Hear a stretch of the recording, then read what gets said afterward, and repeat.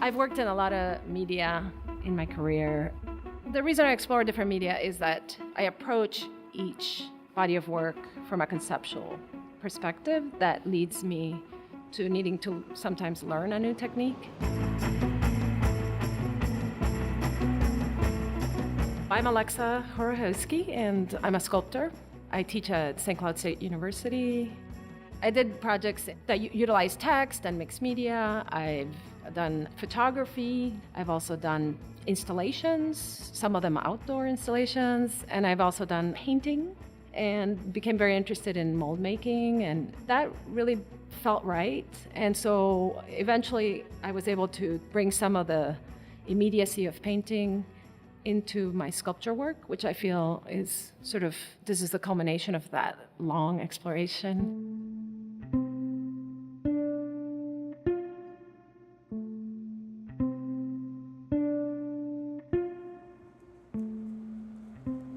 My parents are Argentinian, and my father's a surgeon and was doing a surgery residency at the University of Missouri. When I was a baby, my parents immigrated back to Argentina. So I grew up in the Patagonia. All my siblings and I had an interest in art.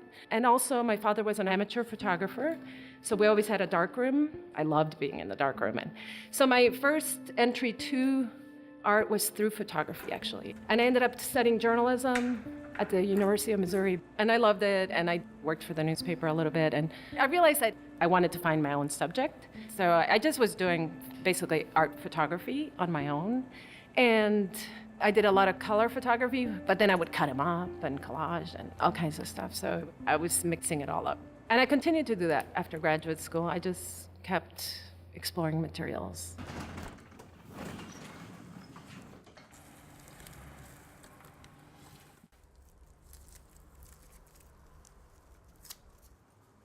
Cochayuyo is Arctic kelp. It's native to Chile and New Zealand.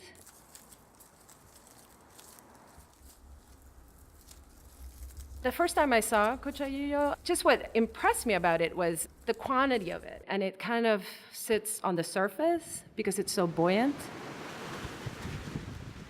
And the surf kind of moves it around, so it looks like it's alive with this Medusa-like head of hair.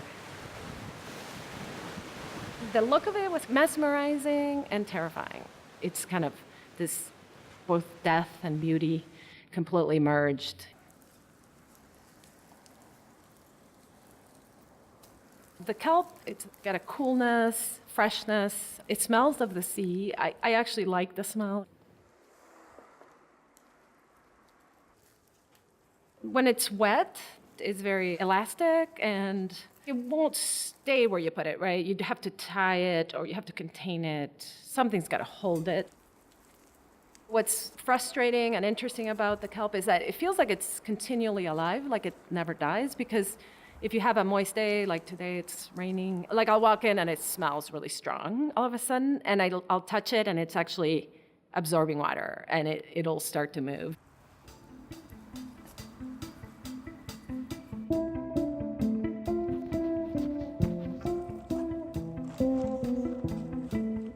The exhibition is called Globalization, which means Club of Diminishing Returns.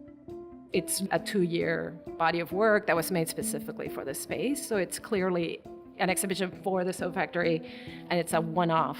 Alexa first showed with the soap factory all the way back in '96. She was one of the very first artists to show in the space, and since this is our 25th anniversary year, we wanted to invite her back and see what she could do in the space. My idea of Globalization was that we're all in it together. We're now a globalized world, and we're all going to decline together if we don't do something about it.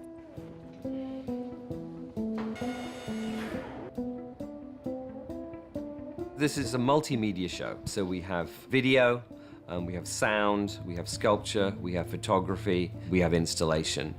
The show is essentially based on Alexa's residency in Chile. The big inspiration for her was the video work that she'd made, especially the work to do with the giant Pacific kelp.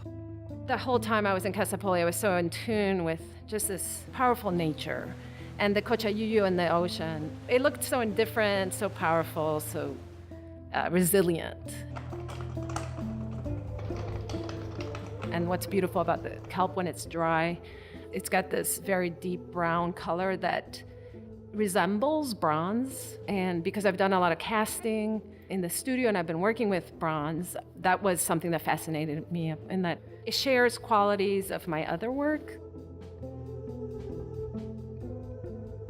I became interested in casting natural objects that could be burnt out.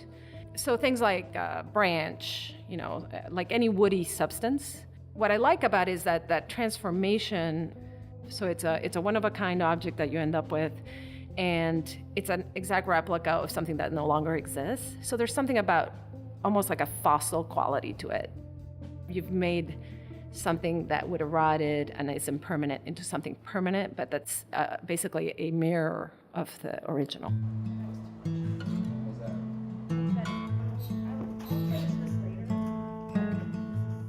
I like the variety of Alexa's work. I mean, I've seen her paint, I've seen her make videos, I've seen her do installation. She is an accomplished sculptor, casting in metal. She has a wonderful visual sense of how work fits into a gallery space.